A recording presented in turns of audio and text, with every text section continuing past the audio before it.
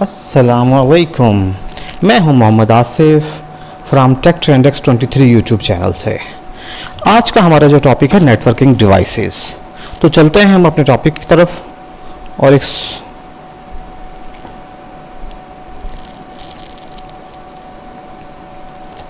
अच्छा, ये कुछ नेटवर्किंग डिवाइस है जो हमारे नेटवर्क पर इस्तेमाल होती है। सबसे पहले है hub, repeaters, bridge, switches, router, layer 3 switch और लेयर 2 स्विच भी होते हैं, और गेटवेज। तो हम देखते हैं कि हमारे OSI मॉडल में ये सब डिवाइसेस किस लेयर पे इस्तेमाल होती हैं। तो चलते हैं अपने OSI मॉडल की तरफ। अच्छा, फिजिकल लेयर पर हब और रिपीटर्स इस्तेमाल होते हैं। डेटा लिंक लेयर पर ब्रिज और स्विचेस होते हैं। नेटवर्क पे राउटर और लेयर 3 स्विच होते हैं। और बाकी की जो 4 लेयर्स हैं, 1 2 3 4, इस पर हमारे इस्तेमाल होते हैं गेटवेज। ठीक है, फिजिकल लेयर पे हब और रिपीटर इस्तेमाल होते हैं।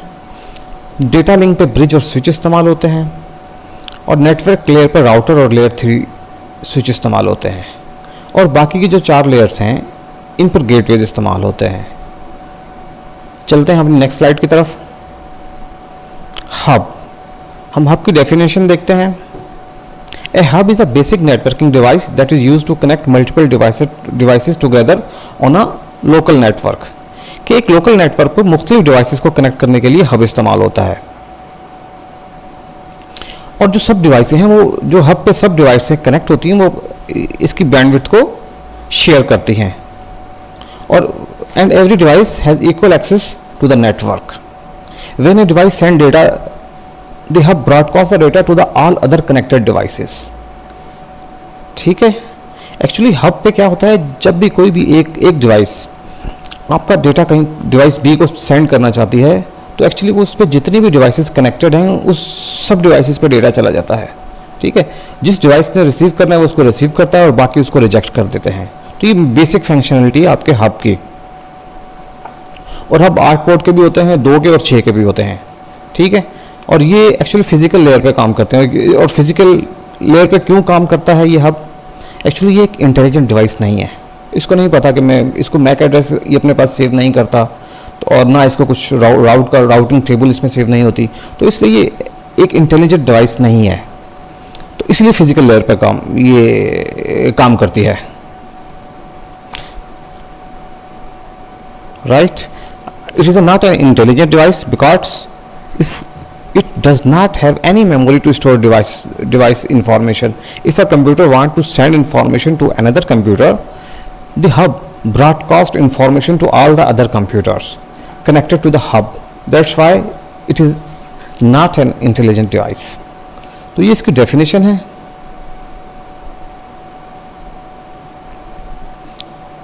हब कैसे काम करता है, जैसे मैंने पहले आपको बताया है कि एक मैसेज को पूरे को ब्रॉडकास्ट कर देता है हर डिवाइस पर, और जिस डिवाइस की तरफ मैसेज होता है वो उसे एक्सेप्ट करता है और बाकी सारे रिजेक्ट करते हैं। चलिए थोड़ा हम देखते हैं इसकी डेफिनेशन, हब कैसे काम करता है। अच्छा, hub works like an electrical wire. It receive data signals from one device in one port and forward them to all the other ports except the source port. ठीक है ना, जहाँ से भेजा उसको फॉरवर्ड नहीं करता, बाकी सब डिवाइसेस को फॉरवर्ड कर देता है। The hub does not interpret or process the data in any way. It does not have any capability to identify any frame to know where it should forward because it does not maintain any kind of table. जो मैंने आपको पहले बताया, कोई भी table ये maintain नहीं करता और इसके पास कोई इन्फॉर्मेशन नहीं होती पैकेट कहाँ से आया है, कहाँ जाना है। एक्चुअली ये पैकेट जो भी डेटा इसके पास आता है ये पूरे नेटवर्क पे ब्रॉडकास्ट कर देता है, सवाए आपके होस्ट के। तो so there is a lot of traffic on the network and network performance is very low, क्योंकि ट्रैफिक बहुत ज़्यादा होता है। हर जब भी आपको मैसेज भेजना होता है तो ये पूरा मैसेज पूरे नेटवर्क पे ब्रॉडकास्ट होता है, तो कंजेक्शन काफ़ी हो जाती है ट्रैफिक की। It works on star topology physically because all the devices are connected to the central node, but logically it acts as a bus technology. ठीक है, the basic process of a hub device: data transmission, broadcasting, data reception और data collision. ठीक है। Data transmission, when a device want to send data to another device on the network, it send the data to the hub, और आपका hub क्या इसे broadcast कर देता है, the hub broadcast data to all the connected devices by the transmitting the data on all of its port. ठीक है, ये हर पोर्ट पे अपने डेटा को ट्रांसफर कर देता है और वो ब्रॉडकास्ट कर देता है, और जिसको रिसीव करना था वो इसे रिसीव करता है, और बाकी सब इसको रिजेक्ट कर देते हैं। The receiving device receive the data from the hub and process it. अच्छा, बात होती है डेटा कोलिजन की। अच्छा, अगर क्या होता है, एक्चुअली ये हाफ डुप्लेक्स कम्युनिकेशन होती है। एट ए टाइम में एक ही मैसेज आपका ट्रेवल कर सकता है आपके नोड के थ्रू या केबल के थ्रू, ठीक है ना।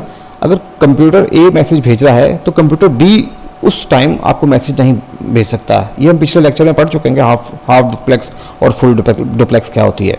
इन केस अगर कंप्यूटर ए ने मैसेज भेजा है कंप्यूटर बी को, और काफ़ी सारे कंप्यूटर कनेक्ट हैं, कंप्यूटर सी भी कनेक्ट है, कंप्यूटर डी भी कनेक्ट है, तो उसी टाइम अगर कंप्यूटर डी मैसेज भेजा चाह रहा है किसी को, तो ये कोलिजन हो जाएगी, ठीक है ना। क्योंकि मैसेज कंप्यूटर ए मैसेज भेज रहा है कंप्यूटर बी को एट ए टाइम, और आपको पता है ये हाफ डुप्लेक्स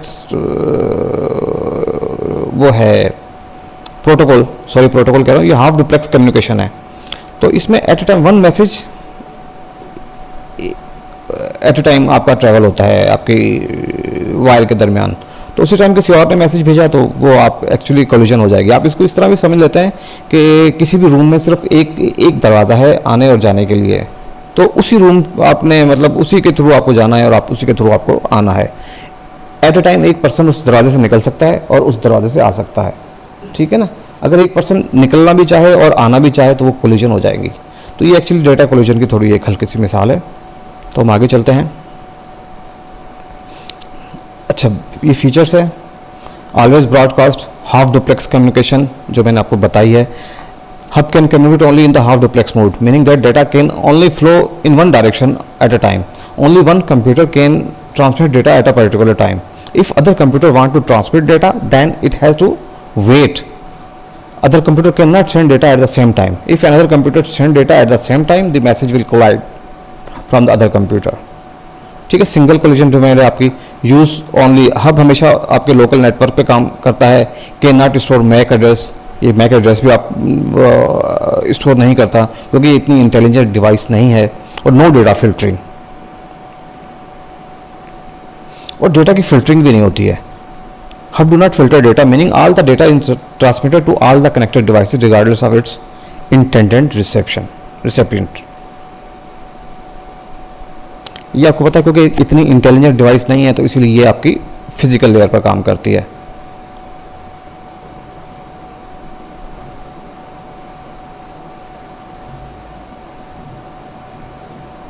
अच्छा, ये लेयर 2 स्विचेस, एक्चुअली ये मैं आपको एक पिक्चर के थ्रू बता दूं। Layer 2 switch build tables for transferring the same frame among network. Ethernet switch are the most common type of layer 2 switch known to us. अच्छा, layer 3 switches क्या होती है? These switches follow the internet protocol or IP which are identified by their individual IP address. Router is the most common example of this type of switches. तो ये थोड़ा सा difference है आपके दोनों के दरमियान। तो अब हम बात करेंगे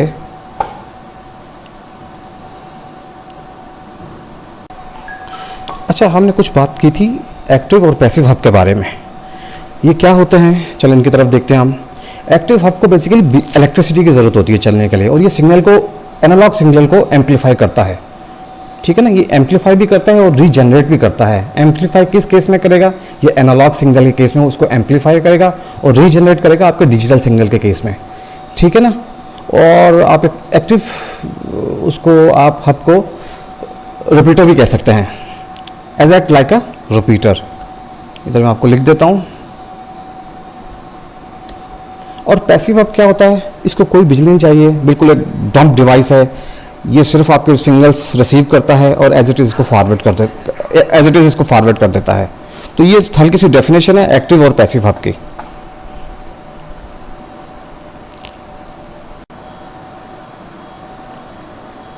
तो अभी हम बात करेंगे रिपीटर्स की, कि रिपीटर्स क्या होते हैं, ये कहाँ इस्तेमाल होते हैं। एक्चुअली रिपीटर्स सिग्नल्स को एम्पलीफाई करने के लिए इस्तेमाल होते हैं और ये दो लैन के दरमियान इस्तेमाल होंगे, ठीक है। कंप्यूटर टू कंप्यूटर इस्तेमाल नहीं होते, दो लैन के दरमियान इस्तेमाल होते हैं। इसकी डेफिनेशन देखते हैं। Repeaters are networking device operating at the physical layer of the OSI model that amplify और regenerate an incoming signal before transmitting it. They are incorporated in network expand in coverage area. They are also known as signal booster. ठीक है, ये signal booster के तौर पे भी इस्तेमाल होते हैं। तो ये देखें, एक एग्जांपल देखते हैं। ये एक रिपीटर लगा हुआ है, ये आपके एटेन्यूएटेड सिग्नल्स हैं। कोई सिग्नल की स्ट्रेंथ देखें आप, ये कम हो रही है, सिग्नल्स आपके डिस्ट्रॉय हो रहे हैं। तो जैसे ही वो रिपीटर जाएंगे, इस पर दोबारा ये इसको रीजनरेट करेगा और आगे फॉरवर्ड कर देगा। तो रिपीटर्स इसलिए इस्तेमाल होते हैं जब आपके इलेक्ट्रिक सिग्नल आपके वीक होना शुरू हो जाए, ठीक है ना। किसी वजह से ये वीक होता है, नॉइज़, डिस्टेंस, नॉइज़ की वजह से भी आप वीक होते हैं, डिस्टेंस की वजह से भी वीक हो सकते हैं, और कुछ एक्सटर्नल फैक्टर भी होते हैं जिसकी वजह से इलेक्ट्रिकल सिग्नल आपके वीक होते हैं। अच्छा, repeaters amplify the attenuated signals and then retransmitted. Digital repeaters can even reconstruct signals destroyed by transmission loss. So repeaters are popularly incorporated to connect two LAN, दो LAN के दरमियान ये repeaters आपका लगता है, और एक बड़ा सा नेटवर्क बनाने के लिए दो LAN के दरमियान रिपीटर्स लगता है। ये बात आप याद रखें कि रिपीटर्स हमेशा टू LANs के दरमियान लगेगा। अच्छा, अब कुछ इनकी टाइप है रिपीटर्स की according to their signals. Analog repeaters होते हैं और डिजिटल रिपीटर्स होते हैं। एनालॉग रिपीटर सिर्फ आपके सिग्नल को एम्पलीफाई करेंगे और डिजिटल से इसको रिकंस्ट्रक्ट भी करेंगे, ठीक है ना, रीजनरेट भी करेंगे, ठीक है। और फिर आपके वायर्ड रिपीटर और वायरलेस रिपीटर्स भी होते हैं अकॉर्डिंग टू नेटवर्क। वायर होंगे तो आपके use in the wired LAN environment, और वायरलेस होगा तो आपके जो भी केबल्स है use in the wireless LAN and cellular network. तो ये रिपीटर की कुछ डेफिनेशन थी। चलते हैं हम अपने नेक्स्ट नेटवर्क डिवाइस की तरफ। अब हम बात करेंगे दूसरी नेटवर्क डिवाइस ब्रिज की। ब्रिज एक्चुअली आपके रिपीटर से थोड़ा सा इंटेलिजेंट होता है, या हब से थोड़ा सा इंटेलिजेंट होता है, क्योंकि इसके दरमियान एक ब्रिज टेबल ये मेंटेन करता है अपने पास। तो इसकी डेफिनेशन की तरफ चलते हैं। A bridge accept all the packets and amplify all of them to the other side. The bridge are intelligent device that allow the passing of only selective packets from them. A bridge only pass those packets addressed from a node in one network to another node in the other network. ठीक है जनाब। अच्छा, bridge inspect incoming traffic and decide whether to forward or reject. It checks source and destination address. और bridge का आपको पता चाहिए, ये पता होना चाहिए फर्स्ट टाइम, ये जब भी कोई पहली दफ़ा ब्रिज पे आप कोई मैसेज आप भेजेंगे, कोई भी कंप्यूटर मैसेज भेजेगा तो ब्रॉडकास्ट करेगा और फिर वो यूनिकास्ट कर लेगा। और ये दो लैन सेगमेंट्स के दरमियान इंस्टॉल होता है। ये देखें, एक लेन ये है और एक लेन भी ये है, इसके दरमियान ये ब्रिज इंस्टॉल होगा। तो चलिए हम इसको एक एग्जाम्पल से इसको हम देखते हैं यहाँ पर। अच्छा, ये कंप्यूटर ए है, computer B, computer C and computer D, ठीक है। अच्छा, ब्रिज क्या करता है, अपने दरमियान अपने पास एक ब्रिज टेबल मेंटेन करता है जिसमें पोर्ट नंबर लिखा होता है और मैक एड्रेस लिखा होता है। एक्चुअली ये पोर्ट नंबर है ब्रिज की। यहाँ पर आपको अगर बताऊँ मैं, तो ये पोर्ट नंबर है, ठीक है। पोर्ट नंबर 1 और पोर्ट नंबर 2, ये दो पोर्ट्स हैं, क्योंकि ये लैन के दरमियान लैन सेगमेंट्स है, दो लैन के दरमियान इंस्टॉल होता है, तो इसकी दो पोर्ट हैं, पोर्ट नंबर 1 और पोर्ट नंबर 2। अब देखें, अब ए मैसेज भेजना चाहता है सी को, ठीक है ना। ए कंप्यूटर मैसेज भेजना चाहता है सी को। तो जैसे ही ये मैसेज ए के पास आएगा, ब्रिज के पास आएगा, मैसेज ए का मैसेज ब्रिज के पास आएगा, तो ब्रिज चेक करेगा कि ए तो है मेरे पास पोर्ट नंबर 1 पर, ठीक है। तो पोर्ट नंबर 1 पर ये वो एक टेबल मेंटेन करेगा। और फर्स्ट, क्योंकि ये मैसेज फर्स्ट टाइम आया है, तो ये पूरे उस पर नेटवर्क पर ये ब्रॉडकास्ट कर देगा, ठीक है।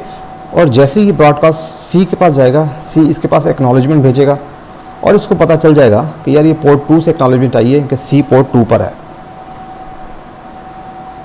देखिए फर्स्ट टाइम इसने ब्रॉडकास्ट किया और देन अगर ये पैकेट अगर अब दोबारा ए सी को मैसेज भेजना चाहता है तो उसको पता है आपके ब्रिज को कि ए तो पोर्ट सी पोर्ट 2 पर भेजा है, तो क्या करेगा, वो लाइन बी की तरफ भेज देगा उसको, ठीक है ना। लाइन ए से आया है, उसको पता है पोर्ट नंबर 2 सी कहाँ पर है, पोर्ट नंबर 2 पर लाइन बी की तरफ है, तो वो लाइन बी की तरफ इस मैसेज को भेज देगा। अब अगर ए ने बात करनी है बी से, ए वांट टू टॉक बी, ए का जैसे मैसेज आएगा आपके ब्रिज के पास, पोर्ट नंबर 1 पे आएगा, वो देखेगा बी अपने ब्रिज टेबल में देखेगा बी मेरे पास है या नहीं है, वो क्या करेगा, पूरे नेटवर्क पे मैसेज को ब्रॉडकास्ट कर देगा। और जैसे ही बी की एक्नॉलेजमेंट आएगी ए की तरफ से कि हाँ मैसेज रिसीव हो गया, तो मैक टेबल में ये एक एंट्री वो कर लेगा कि बी पोर्ट नंबर 1 पर पड़ा हुआ है, ठीक है। अब अगर नेक्स्ट टाइम ए ने दोबारा बात करनी है बी से, तो मैक टेबल में दोनों एड्रेसेस उसके पास पड़े हुए हैं, होस्ट और डेस्टिनेशन और इन सब के। तो जैसे ए ने बात करनी है बी से, तो देखेगा बी नंबर कहाँ पे, बी नंबर पोर्ट पे है, तो वो मैसेज को लाइन बी की तरफ ट्रांसफ़र कर देगा, मैसेज को बी की तरफ ट्रांसफ़र कर देगा, ठीक है।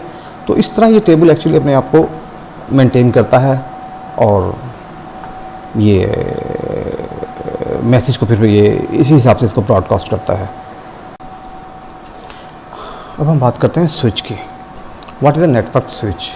ये बड़ी इंटेलिजेंट डिवाइस होती है और ये अपने पास एक केम टेबल मेंटेन करती है, ठीक है। पहले हम डेफिनेशन की तरफ जाते हैं।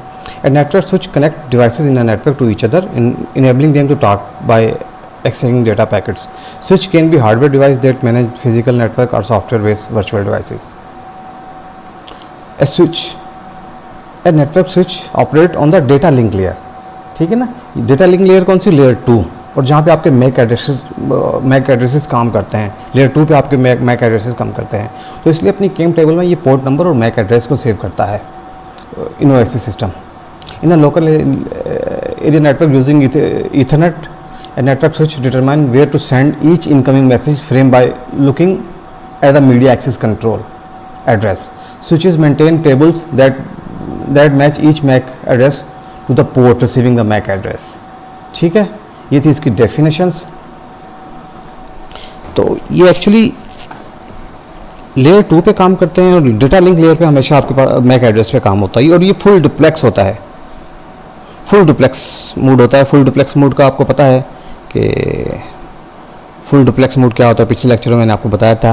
ये और केम टेबल मेंटेन करता है ये फर्स्ट टाइम यूनिकास्ट, और फिर ये कुछ कैसे मल्टीकास्ट भी होता है जब ग्रुप वगैरह की बात आई तो। अच्छा, every port off switch has its separate collision domain. Her port की आपके पास एक अलग से उसकी अपनी कोलिजन डोमेन होती है, तो इसलिए कोलिजन का कोई इसमें रिस्क नहीं होता है। Switch has one broadcast address, और इसका एक ब्रॉडकास्ट एड्रेस होता है। जब इसको ब्रॉडकास्ट करना होगा तो वो एक ही उसके पास वो डोमेन होगी जिस पर वो ब्रॉडकास्ट करेगा। और ये थोड़े से ये स्लो होते हैं, स्विच स्लो होते हैं। अगर हम वायरलेस की बात करें तो 10 Mbps पर सेकंड की स्पीड से आते हैं, अगर वायर्ड की बात करें तो 100 Mbps।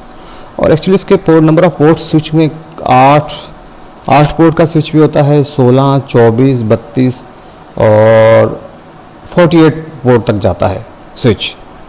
तो हम एक एग्जांपल की तरफ चलते हैं, उससे समझते हैं स्विच की वर्किंग क्या है।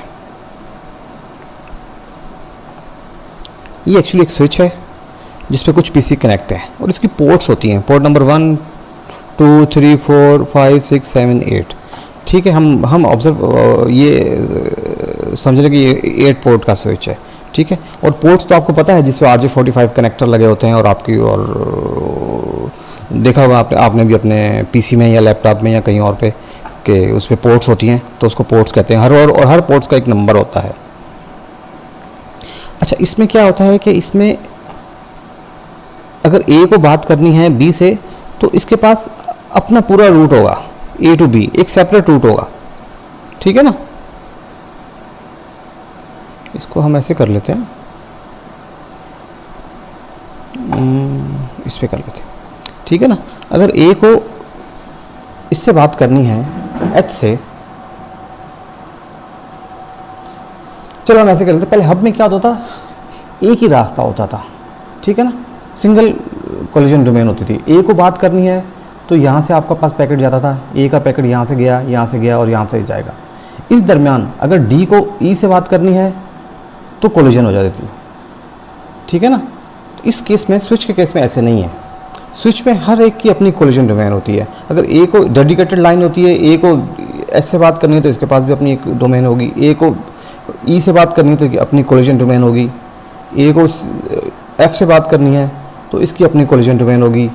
तो एक्चुअली हर एक की अपनी अपनी कोलिजन डोमेन होती है, तो इसलिए यहाँ पे कोलिजन का प्रॉब्लम नहीं होता है इन केस ऑफ स्विच में, ठीक है ना। तो हम अपने एग्जांपल की तरफ जाते हैं। अब सपोज करें डी को बात करनी है ई से, ठीक है। ये केम टेबल है, इसमें पोर्ट नंबर 8 आ जाते हैं।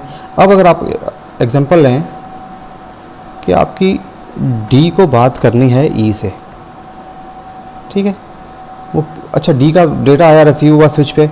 अब स्विच ने देखा मेरी केम टेबल में ई का एड्रेस तो कहीं है ही नहीं, वो क्या करेगा, पूरे उसमें इसको ब्रॉडकास्ट करेगा। जब ब्रॉडकास्ट करेगा तो उसको पता चलेगा पोर्ट नंबर 5 पे, तो अच्छा पोर्ट नंबर 4 है, पोर्ट नंबर 4 पे तो डी है, ठीक है। अब डी ने पोर्ट नंबर 4 से आपका डेटा गया स्विच के, स्विच की टेबल में, कैम टेबल में कोई डेटा आपका, कैम टेबल एक्चुअली ये नया स्विच है, यहाँ पे कोई कैम टेबल की अपडेट नहीं हुई है। तो अब स्विच क्या करेगा कि इस मैसेज को ब्रॉडकास्ट कर देगा और फिर उसको जो एक्नॉलेजमेंट आएगी 5 नंबर पोर्ट से आएगी ई, ठीक है। बेसिकली एक्नॉलेजमेंट भी आपको मैक एड्रेस की सूरत में आपको रिसीव होती है। अब ये तो टेबल मेंटेन हो गई। अब ए को बात करनी है एच के साथ, ठीक है। ए से मैसेज आया, स्विच को पता चल गया ए तो 1 नंबर पर है, इसने दोबारा इसको एच, आपकी कोई इसको एच पोर्ट को इसने ढूंढा अपनी मैक टेबल में, वहाँ पे एच पोर्ट इसका कहीं नज़र नहीं आया, इसने इसको ब्रॉडकास्ट किया। जब ब्रॉडकास्ट किया तो 8 नंबर पोर्ट पे इसको एच का मैक एड्रेस मिल गया। तो इस तरह ये अपनी टेबल मेंटेन करता जाएगा।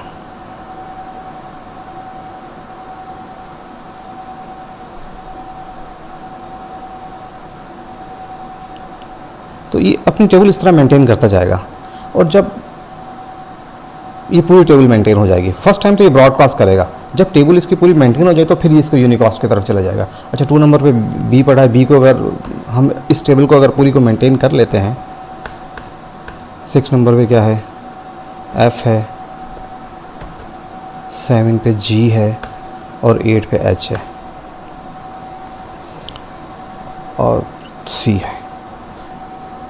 तो जब ये पूरी किंग टेबल आपकी बन जाएगी, मेंटेन हो जाएगी स्विच के अंदर, तो फिर अगर डी को ई से बात करनी है तो देखेगा ई कहाँ है, ई तो पोर्ट नंबर 5 पर पड़ा हुआ है, तो डायरेक्ट इन दोनों के दरमियान कम्युनिकेशन हो जाएगी। फिर वो ब्रॉडकास्ट नहीं करेगा, इनका डेडिकेटेड एक इनकी डोमेन हो, मतलब लाइन हो, लिंक एस्टेब्लिश हो जाएगा ई और डी के दरमियान। तो इस तरह ये काम करता है। और इन केस में अगर आप ऐसे करते हैं, जो डी है इनका D4 है, आप नेटवर्क से इसको निकाल देते हैं, ठीक है, और कोई और डिवाइस डी पर लगा देते हैं। आप डी पे आपने लगा दिया Z, ठीक है।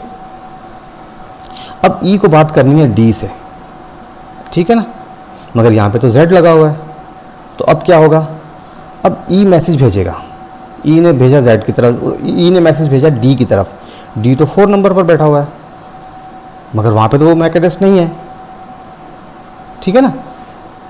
तो ये रिजेक्ट हो जाएगा और स्विच क्या करेगा, दोबारा इस मैसेज को ब्रॉडकास्ट करेगा और जैसे ही वो ब्रॉडकास्ट करेगा तो Z की तरफ से एक एक्नॉलेजमेंट आ जाएगी कि भाई मैं तो 4 नंबर पोर्ट पे बैठा हूँ।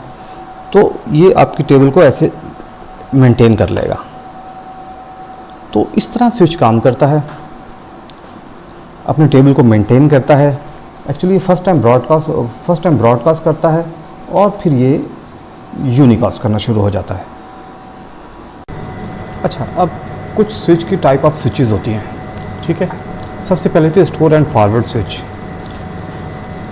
अच्छा, ये क्या फॉरवर्ड करने से पहले कुछ मैसेज को स्टोर करता है, उसको वेरीफाई करता है कोई एरर तो नहीं है, और आफ्टर वेरिफिकेशन ये फॉरवर्ड कर जाता है। सबसे रिलायबल ये स्विच है, जो सबसे रिलायबल ये स्विच होता है। थोड़ा सा स्लो होता है मगर रिलायबल होता है, क्योंकि ये सब सारी इंफॉर्मेशन सेव करता है, उसको चेक करता है, उसके बाद उसको फॉरवर्ड करता है। उसके बाद दूसरी टाइप होती है cut through switch, very fast. और ये रीड अप टू, सिर्फ एक फ्रेम को रीड करता है जिसमें मैक एड्रेस होता है, सिर्फ मैक एड्रेस तक ये रीड करता है फ्रेम में, और इसको फॉरवर्ड कर देता है। कोई एरर चेकिंग नहीं होती है, कुछ नहीं होता है, ये बहुत फास्ट होता है। और ये अप टू फ्रेम ये रीड करता है। अब एक फ्रेगमेंट फ्रेम स्विच। अच्छा, ये क्या कहता है, check only fragment up to 64 byte, ठीक है ना। अब फ्रेगमेंट के ये 64 बाइट तक इस चेक करता है और उसको फॉरवर्ड कर देता है। और आपको पता है फ्रेम के 64 बाइट, पहले 64 हेडर में ही सब इंफॉर्मेशन होती है, लाइक मैक एड्रेस वगैरह। तो ये फ्रेम के सिर्फ 64 बाइट चेक करता है और इसको फॉरवर्ड कर देता है। और चौथी इसकी किस्म है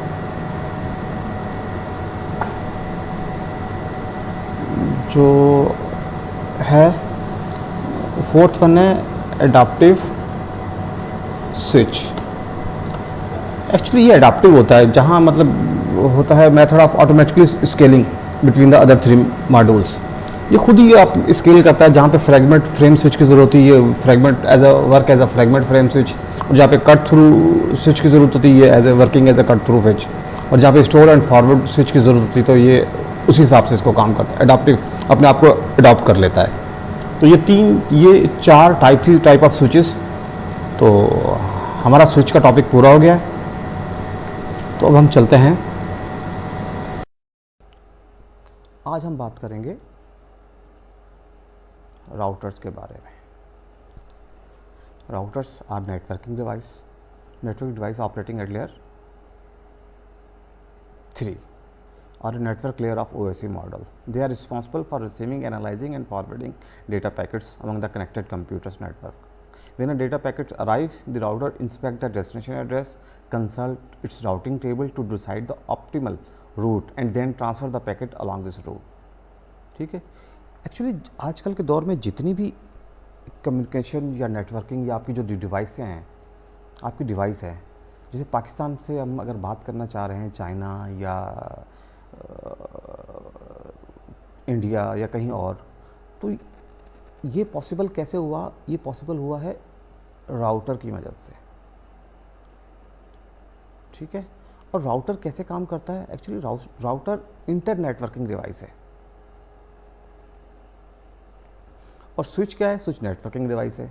अब इंटर नेटवर्किंग और नेटवर्किंग डिवाइस क्या है? हम इस एग्जांपल की तरफ चलते हैं। देखें, एक आपके पास ये नेटवर्क है, ये क्लास A का है, तो आप इसकी नेटवर्क आईडी क्या है? 10.0.0.0। ओके। अगर इन कंप्यूटर को आपस में कम्युनिकेट करना है और स्विच के थ्रू कम्युनिकेट करना है, तो वो स्विच बेसिकली नेटवर्किंग डिवाइस है। एक ही नेटवर्क पर रहते हुए अगर आपको कम्युनिकेट करना है तो आप स्विच इस्तेमाल करेंगे, ठीक है, राइट। और अगर इसकी नेटवर्क आईडी 10.0.0.0 है और दूसरा एक नेटवर्क है इस साइड पे, फॉर एग्जांपल अगर आप मान लें ये पाकिस्तान से बाहर का नेटवर्क है, ओके, चाइना या किसी और का, और उसकी नेटवर्क आईडी क्या है? 192.168.0.0। तो फिर इन दोनों के दरमियान कम्युनिकेशन कैसे होगी? तो इन दोनों के दरमियान कम्युनिकेशन कराने के लिए हम इस्तेमाल करेंगे राउटर, क्योंकि राउटर है इंटर नेटवर्किंग डिवाइस और दो मुख्तलिफ नेटवर्क के दरमियान, ठीक है, मुख्तलिफ नेटवर्क के दरमियान, नेटवर्क आईडी के दरमियान कम्युनिकेशन के लिए इस्तेमाल होता है। और आपको पता है राउटर के हर इंटरफेस पे एक नेटवर्क आईडी कॉन्फ़िगर करना ज़रूरी होता है। एक इंटरफेस ये है और एक इंटरफेस ये है। इस इंटरफेस से कॉन्फ़िगर है 10.0.0.0 और यहाँ पे हो जाएगी 192.168.0.1, राइट। अगर ये पीसी कोई पैकेट अपना भेजना चाहता है चाइना के पीसी पर, तो नॉर्मली अब वो अपना इसको आईपी एड्रेस देगा 192.168.0.1। ये रिक्वेस्ट आएगी राउटर के पास, राउटर देखेगा यार किस नेटवर्क पे ये मेरी नेटवर्क आईडी ये कहाँ की है, वो नेटवर्क आईडी यहाँ की हो, तो राउटर आपका डेटा इधर भेज देगा। तो एक्चुअली ये काम है। ये लेयर 3 डिवाइस है, वेन डिवाइस है, वाइड एरिया नेटवर्क है और कनेक्ट टू और मोर नेटवर्क, 2 या 2 से ज़्यादा नेटवर्क हम कनेक्ट कर सकते हैं। अच्छा, यहाँ पे एक बात मैं आपको बताना भूल गया। देखें, आपका लैन कनेक्ट है स्विच के साथ, स्विच कनेक्ट है आपके राउटर के साथ। ऐसा नहीं हो सकता कि आप अपने कंप्यूटर डायरेक्ट राउटर से कनेक्ट करते, नहीं, ये एक स्टैंडर्ड वे है, ये बिल्कुल एक स्टैंडर्ड वे है। आपका राउटर है, राउटर कनेक्ट होगा स्विच के साथ और स्विच आगे कनेक्ट होंगे आपके कंप्यूटर के साथ, राइट। अच्छा, राउटर की जो पोर्ट्स हैं, इसके 2, 4 या 8 पोर्ट्स होती हैं, पोर्ट्स इसके कम होती हैं, 4 या 8 पोर्ट्स में ये आता है, राइट। और use IP address to send data in the form of packets. ये आईपी एड्रेस की बेस पे डेटा सेंड करता है और पैकेट की सूरत में। पैकेट में कौन सी इन्फॉर्मेशन हो गई, ये तो आपको पता है कि आईपी एड्रेस होता है पैकेट में, और अगर पैकेट के साथ हम मैक एड्रेस डाल दें तो क्या हो जाता है, ये फ्रेम्स बन जाते हैं। और ये अपना एक राउटिंग टेबल मेंटेन करता है। हर पोर्ट की इन्फॉर्मेशन इसके पास होती है कि इस पोर्ट पे राउटर के पोर्ट पे कौन सा नेटवर्क आईडी चल रहा है और इस पोर्ट पे कौन सा नेटवर्क आईडी चल रहा है। 1 नंबर पोर्ट पे आपका 10.0.0 चल रहा है और 2 नंबर सेकंड पोर्ट पे 192.168.0 नेटवर्क आईडी चल रहा है। और ये 2, 4 या 8 पोर्ट में आता, फास्ट होता है, काफ़ी फास्ट होता है, 10, 100 या 1 GB तक। और ये देखें, और ये कभी ब्रॉडकास्ट नहीं करता। ब्रॉडकास्ट करने की इसको ज़रूरत ही पेश नहीं आती, क्योंकि कभी ब्रॉडकास्ट नहीं करता है। पढ़ लीजिएगा, तकरीबन वही है जो मैंने आपको बताया है। नेटवर्क 3 लेयर की डिवाइस है, connect different networks together and send data packets from network to other packets में भेजता है। उस पर सिर्फ आईपी एड्रेस होता है। वाइड एरिया नेटवर्क है, ये भी मैंने आपको बता दिया है। और transfer data in the form of IP packets, और ये पैकेट की फॉर्म में आपका डेटा ट्रांसफ़र करता है। तो ये था आज का टॉपिक। ये हमारा आखिरी टॉपिक है नेटवर्किंग डिवाइस में गेटवे। तो गेटवे एक्चुअली कुछ भी नहीं है, ये आपके नेटवर्क के एंट्री और एग्जिट पॉइंट है, जहाँ से आप अपने नेटवर्क से बाहर निकलते हैं या नेटवर्क के अंदर आते हैं। और ये एक्चुअली ये फिज़िकल ये, और अच्छा, गेटवे को आप अपने राउटर पे भी डिफाइन कर सकते हैं। राउटर पे गेटवे अपना कॉन्फ़िगर करते हैं और ये फिज़िकली सेपरेट गेटवे भी आ जाते हैं। और कुछ एप्लीकेशन गेटवे भी होते हैं जो किसी डायरेक्ट एप्लीकेशन में इंटर और एग्जिट होने के लिए डायरेक्ट आपको उसके एप्लीकेशन में ले जाते हैं और वहाँ से आप डायरेक्ट एग्जिट भी होते हैं। एक्चुअली ये तो गेटवे है जो आपको बिल्कुल एक सेपरेट उस पर नेटवर्क पे ले जाते हैं, आपका एग्जिट पॉइंट है। ठीक है जनाब, ये हमारी नेटवर्किंग की डिवाइस का टॉपिक पूरा हो गया। प्लीज़ मेरे चैनल को लाइक करें, सब्सक्राइब करें। Okay, thank you.